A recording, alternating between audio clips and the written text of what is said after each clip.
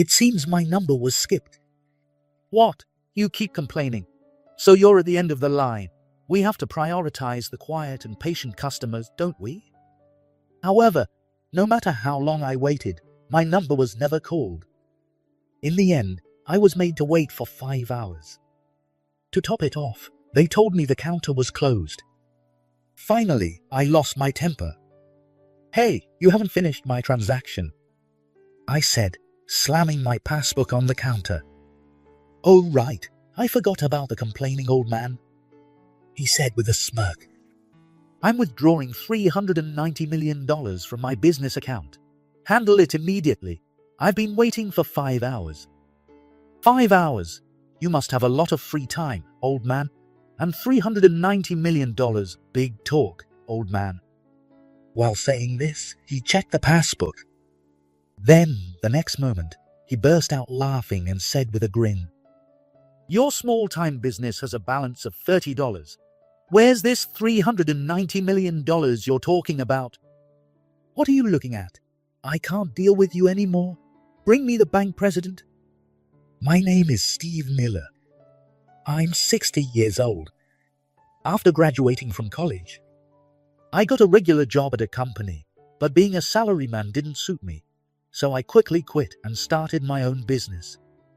Fortunately, the company is stable, and although I've stepped down as president, I'm still actively working as chairman. However, lately, I've been thinking about retiring and spending my remaining years doing what I love.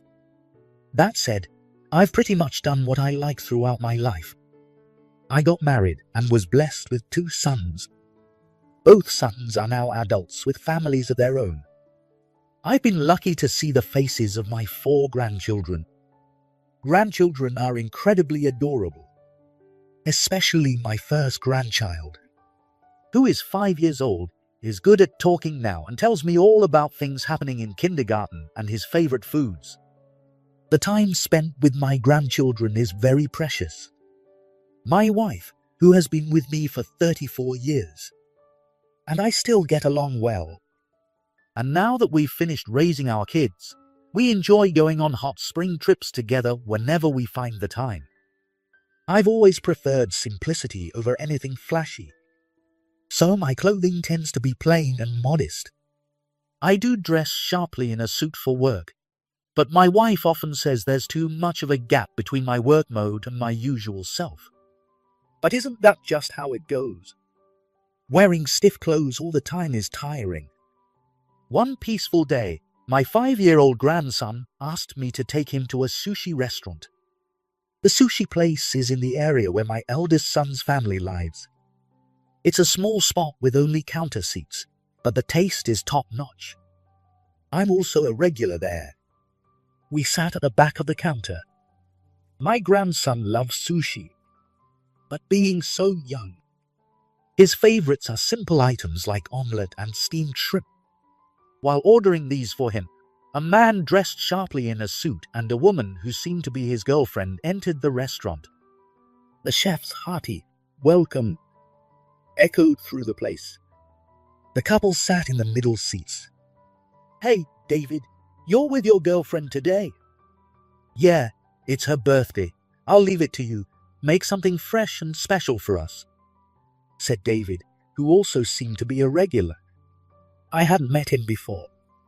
While preparing the omelette sushi my grandson ordered, the chef responded with a cheerful "sure," and placed 2 pieces of omelette sushi in front of my grandson. My grandson exclaimed, "Wow," and eagerly bit into the omelette sushi. Next, the chef made the steamed shrimp and placed it in front of my grandson again, when David snapped at the chef. "Hey, chef, where's our sushi? Make ours before you make sushi for a kid who can't even appreciate it." What a selfish thing to say, and saying a kid can't appreciate sushi is just rude. I was quietly seething inside. Even so, this customer ordered first. "Please wait a moment," the chef replied sensibly.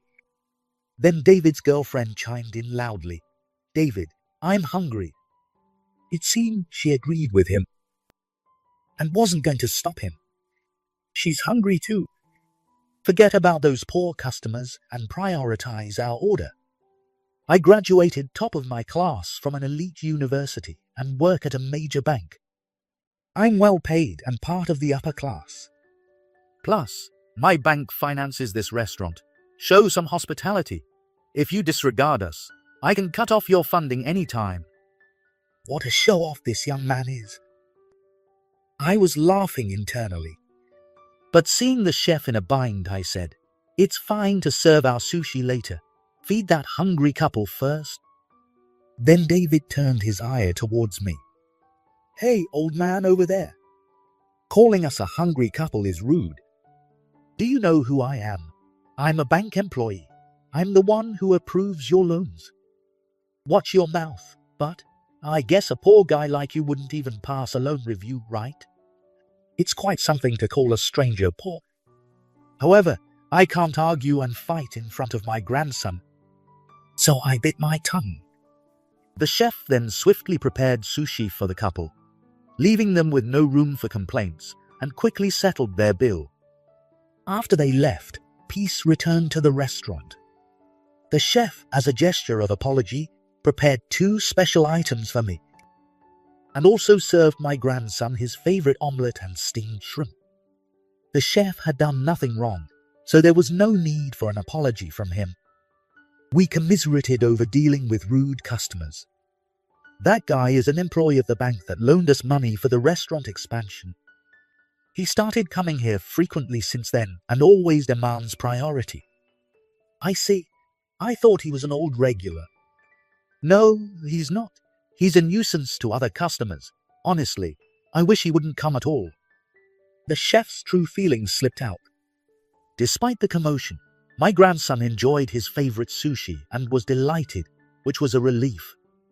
About a week later, I had to visit the first branch of Akasha Bank. I intended to deposit the New Year's gift money I kept from my grandson into his account. While I was at it, I planned to inquire about opening a new corporate fixed deposit account. Since it didn't feel like a work-related errand, I did wear a suit and dressed casually. Usually, I use the main branch, but since I was staying at my eldest son's house, I decided to go to the first branch nearby. Even though it's a different branch, the account services should be the same, so I thought I'd ask when I had the time. Akasha Bank is known for its kind and attentive service. However, the moment I stepped into the first branch, I felt a strange unease. There was nothing specifically different, but the atmosphere felt unpleasant. I quickly realized the reason for my discomfort. As the automatic door opened, I locked eyes with the bank teller, and his gaze was cold. Moreover, it was a familiar face. It was David, the arrogant guy from the sushi restaurant. The placard on the counter confirmed it, David Williams. So he works at this bank. Remembering David's attitude at the sushi place, I felt a wave of disappointment. I had assumed that all the employees at Akasha Bank were wonderful people. However, David's face was void of any smile, and he wore a constant scowl while dealing with customers. No wonder the atmosphere felt off. Still, since I had come all the way, I took a number and decided to wait. But no matter how long I waited, my turn didn't come. With nothing else to do, I observed the inside of the branch. The first branch didn't seem very large, and there were only a few service counters. Moreover, today, David was the only teller handling customers. There was another employee who seemed to be a teller, but they were dealing with a customer at the back counter, likely a significant client. Additionally, 3 female employees were inside the counter area, but they didn't seem to handle customer service. Still, my number wasn't called. It might be understandable that the service is slow with just one person handling everything. Thinking this, I decided to wait patiently. I killed time by checking economic news on my phone, but it was still too much idle time.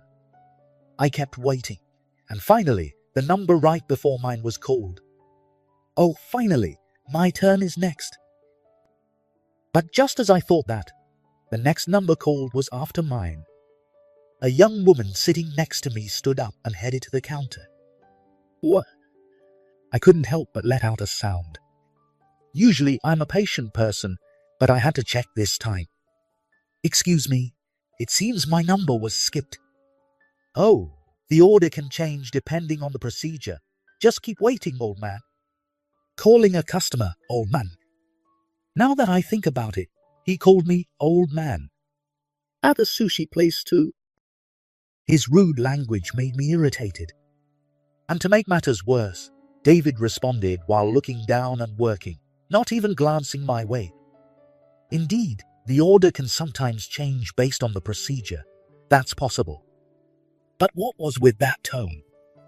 I couldn't shake off the irritation. Yet, there was no other employee who seemed available to help, so I had no choice but to wait. After a while, I really needed to use the restroom, so I stepped away from the counter for a bit. When I returned, more numbers had been called than I expected. I wondered if my number had been called while I was away, so I went back to the counter to check. Excuse me, my number. Before I could finish, David answered. You're annoying, old man. We haven't called you at all. Just wait quietly. I was stunned. I couldn't believe such a response was acceptable. It was incredibly rude. As I continued to wait, I noticed something. An elderly person who was already here when I arrived was still sitting and waiting. However, younger people seemed to be called much quicker. It appeared they were prioritizing younger customers over the elderly. My irritation from earlier only grew, and I went back to David to demand an explanation. Excuse me, is the numbering system not working? It seems like the elderly are being served much slower. What? It's you again. Old folks like you have plenty of time, so you can wait. Young people come here during their work breaks. They're busy, unlike you old folks. Got it? Now go wait over there. You're bothering the other customers. David said this dismissively, clearly annoyed. Even so, elderly people can be busy too. Besides, everyone has been waiting quite a long time. Could you please serve us in order? I spoke as calmly as possible, trying not to show my anger. However, David responded, You're annoying, old man. If you don't want to wait, you can leave. Your transaction amount is probably tiny anyway. You could use the ATM, but you come here because you don't know how to use it, which makes more work for us. Since you're bothering us with small amounts, just wait quietly. Wait, weren't you that poor guy at the sushi restaurant the other day? Are you here for a loan? We can't give you a loan. Anyway, it's still not your turn, so just wait. I let out a deep sigh. David not only treated customers rudely, but also discriminated based on their perceived status. I was furious with his arrogant attitude. Though it's true that I often rely on tellers at the main branch because I don't fully understand how to use the ATM. Am I causing trouble by doing that? I sat down in the waiting area again, deciding to wait. I marveled at my own patience for waiting despite being treated this way. Maybe it was partly out of stubbornness. Finally, as the closing time for the counter approached, customers of my generation started being called. However, my number was skipped again. I went back to David at the counter once more. It seems my number was skipped. What? You're so annoying. You keep complaining, so you're at the end of the line. We have to prioritize the quiet and patient customers, right? Isn't that right, folks? David said this, seeking agreement from the elderly waiting in the seats. The men and women of my generation, who had been waiting for a long time, gave wry smiles. Indeed, they have been waiting quite a while too. I decided to stop arguing and sat back down in the waiting area. However, no matter how long I waited, my number was never called. In the end, I was made to wait for 5 hours. To top it off, they announced that the counter was closing. I finally lost my patience. I decided to act on the thoughts I'd been having for a while. I stopped David as he was about to leave the counter and said, "Excuse me, you haven't finished my transaction?" I said, slamming my passbook on the counter. "Oh, right. I forgot about the complaining old man," David said with an obviously fake forgetfulness. "I'm withdrawing $390 million from my corporate account. Handle it immediately. I've been waiting for 5 hours." 5 hours? You must have a lot of free time, old man, and $390 million. That's a big talk, old man, David said while checking the passbook. Then, the next moment, he burst out laughing and said with a grin, "This small-time business has a balance of $30. Where's this $390 million you're talking about? I can't find it anywhere." "What are you looking at?" I said. "My corporate account." "That passbook is my grandson's savings account. I can't deal with you anymore. Bring the bank president here." "You're the one who handed me this passbook, old man," David retorted. "I came here today because my grandson asked me to deposit his New Year's gift money and to discuss the fixed deposit for my corporate account." "Oh, I see." "No need to brag. You don't have $390 million anyway. You want me to call the president. Who do you think you are? The president is too busy to deal with someone like you." David continued mocking me with a sneer. "Enough is enough. Just call the president.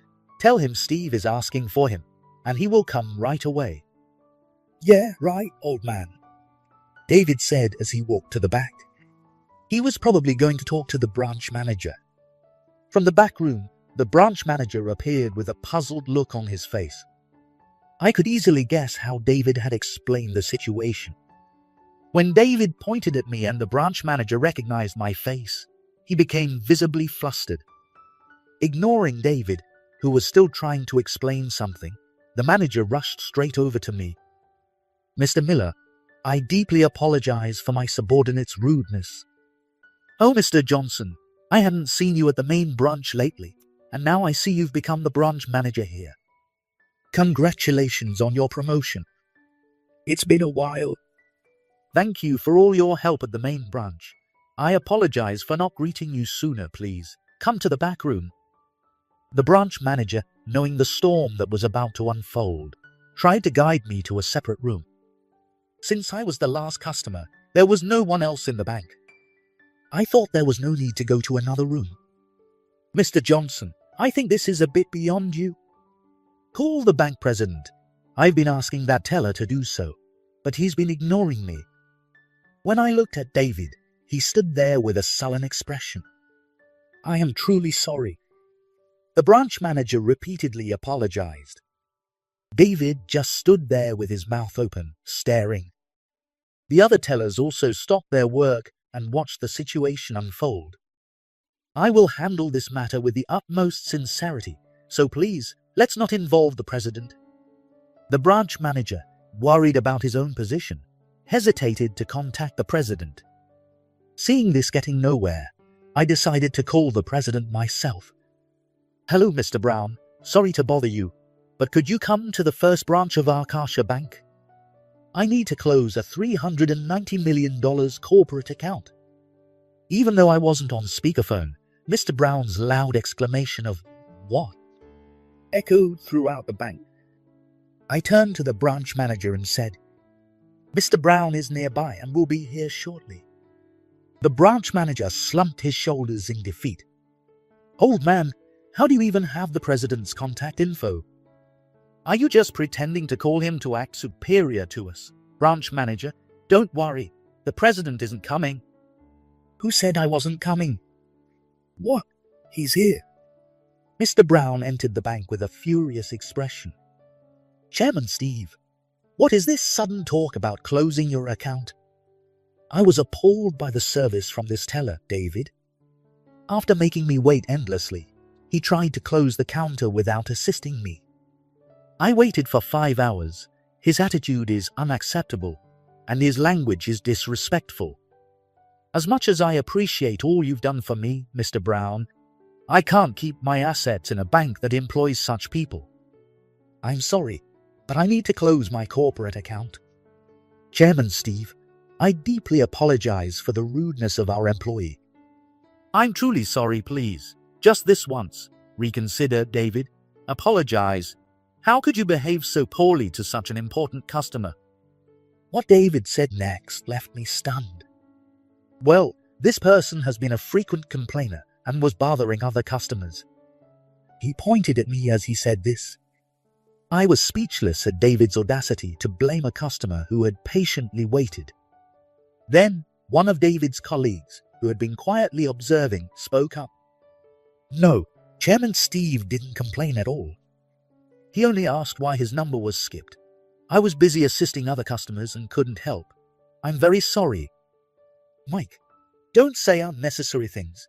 You're making me look bad. David, your behavior today has been unacceptable. You always change your attitude based on the customer. I don't think that's right.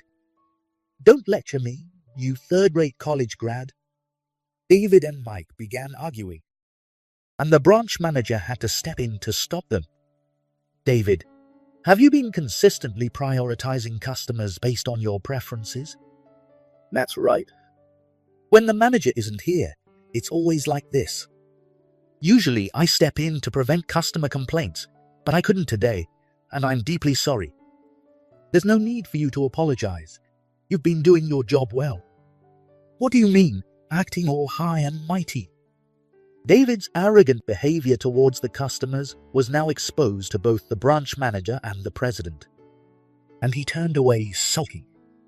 The branch manager, Johnson, had only been assigned to this first branch 6 months ago. He trusted David and Mike, who had been working here longer, to handle the work. David was known for his ability to impress his superiors and was seen as a polite and capable employee. However, to his colleagues and juniors, he was arrogant, flaunting his elite university background and constantly looking down on them. The president and branch manager were shocked to learn David's true nature. Chairman Steve is one of our most valuable clients. He's the famous chairman of the Hamayara Group. He's also been very successful in stock trading, with a total asset of over $1 billion. It's no exaggeration to say that Chairman Steve's support is vital to Akasha Bank. Normally, I wouldn't even be worthy of his company. But because of his character, we are also golf buddies. How could you treat such an important customer and friend of mine so poorly? If Chairman Steve closes his account, it would be a huge loss for our bank. David's face turned visibly worried. What, this old man? No way. Watch your mouth. But David seemed to have some nerve. But it's his fault. If he's the chairman of a corporate group, he should dress like one. If he comes dressed so shabbily, of course, I'll just think he's some old man. Someone like me, an elite, should dress the part. So you judge people by their appearance. That's my style. But it's shameful to change your attitude based on how someone looks. David, how can you talk to Chairman Steve like that? You're a disgrace to this bank. If Chairman Steve closes his account, you're definitely fired. When David heard the word fired from the president, his attitude changed completely. What? No. That can't happen. I dream of becoming the president someday. Oh, I mean, Chairman Steve, I'm terribly sorry. Please don't close your account. I swear this won't happen again, please. David, was it?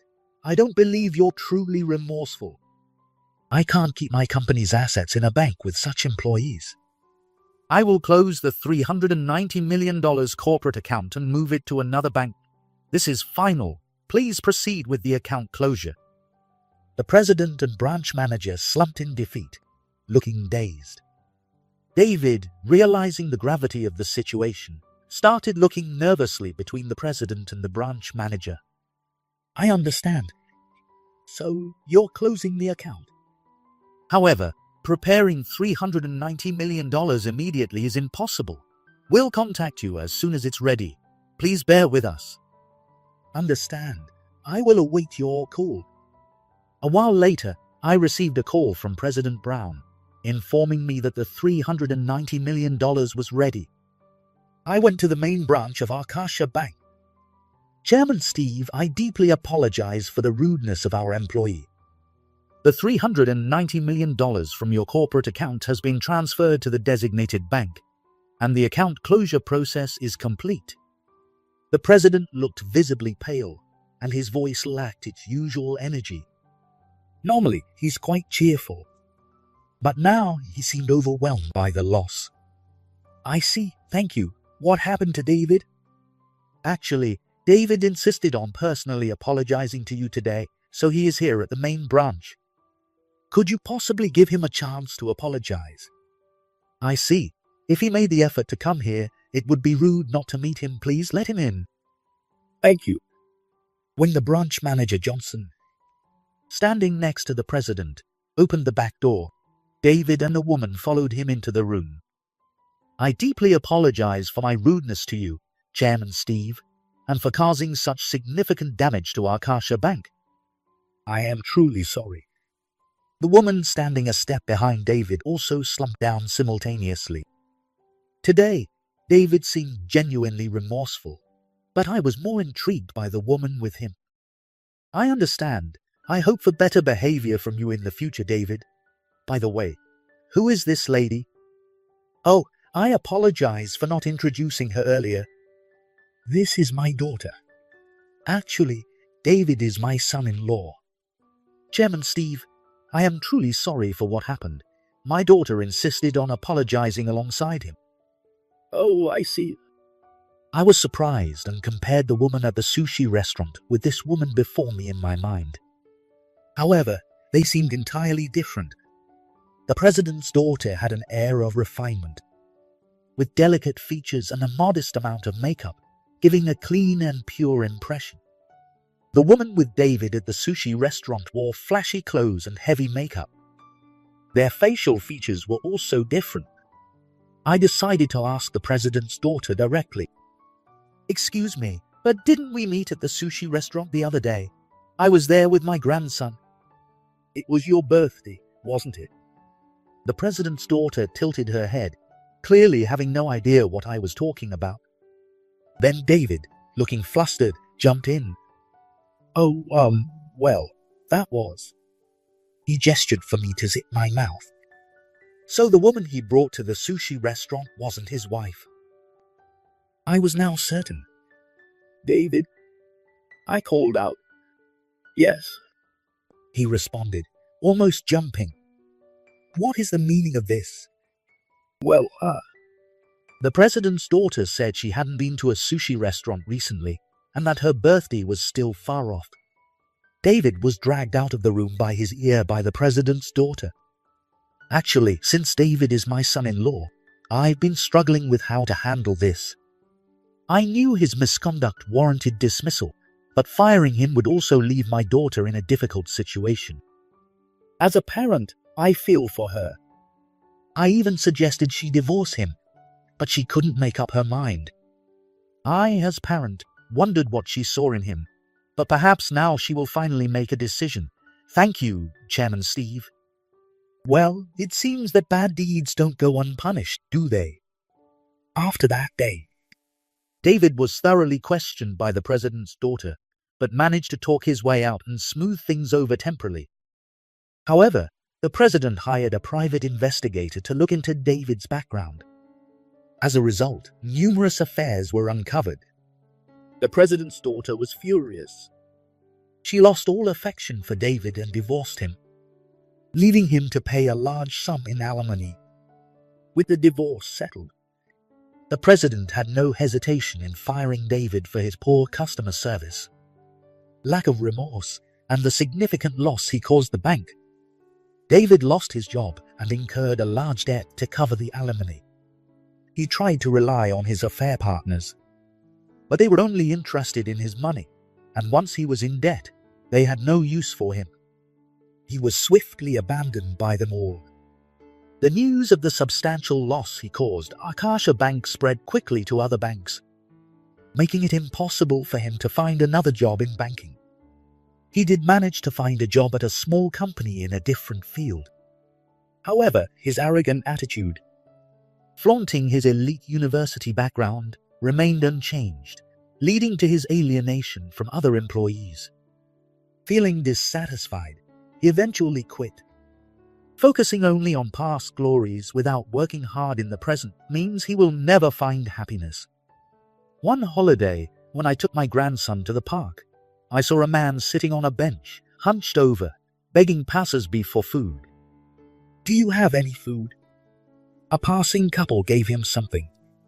Thank you. Even though he was wearing dirty clothes and his hair was disheveled, I recognized David immediately. If he had been able to say thank you like that when he was a teller, his life might have turned out differently. I thought, but it was a fitting end for someone who brought it upon himself. As for me, the Hamayara Group is doing great. Our performance improves every quarter. Work has become more enjoyable, and I'm starting to reconsider my decision to step down as chairman. My wife is exasperated with me, though, and about my casual clothes that David called shabby. It bothered me, so I asked my wife, "Do my everyday clothes really look that shabby?" Someone said something the other day, and it hurt my feelings. She chuckled and reassured me, "Not at all." I felt a bit relieved. Under President Brown's leadership, Akasha Bank has been steadily improving its services and regaining customers, gradually recovering the $390 million loss. That's President Brown. This project is being led by branch manager Johnson at the first branch. He is a skilled banker and will surely lead it to success. I had a recent errand at the first branch of Akasha Bank, and as soon as the automatic doors opened, I was greeted with a cheerful welcome. The atmosphere was very bright and pleasant. The grim and unpleasant atmosphere from David's time was nowhere to be found. Thanks to Mike's courteous service, my transaction went smoothly. President Brown and I still keep in touch as golf buddies, just as before. Even though I moved my corporate account to another bank after the recent incident, I am considering opening a new personal fixed deposit account at Akasha Bank. In fact, the stock I recently purchased has risen in price, yielding a significant dividend. Before putting it into a fixed deposit, I decided to take my grandson out for some sushi. My grandson still prefers just omelette and steamed shrimp sushi. As for me, I think I'll enjoy some seasonal fish. Good evening. Hey, welcome.